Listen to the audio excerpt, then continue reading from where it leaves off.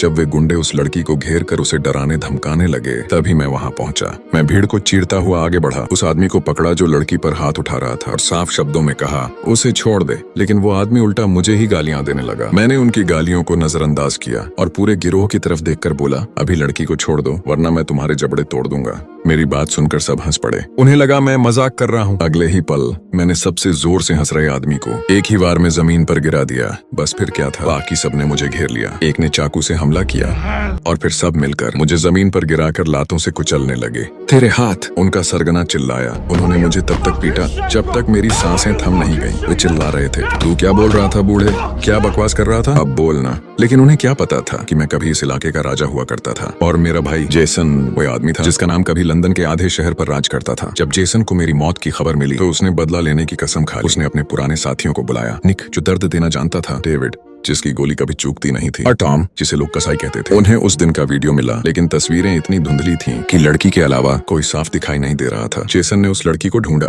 और उसे सब कुछ बताया। लड़की आभारी थी, लेकिन वह सिर्फ उनके इलाकों के बारे में ही बता पाई। जेसन ने पहले मेरा अंतिम संस्कार किया और फिर बदले की शुरुआत की। अंतिम संस्कार के बाद वह 2 बोरियां लेकर उनके अड्डे पर पहुंचा। जल्द ही गिरोह के 2 आदमी एक गोदाम में बंधे हुए थे। जेसन ने पूछा, तुम्हारा बॉस कौन है और वो कहाँ है? उन्होंने जवाब देने की जगह गालियां दी। जेसन और उसके साथी अचानक हंस पड़े। डेविड ने मुंह ढक लिया और निक ने एप्रन पहन लिया।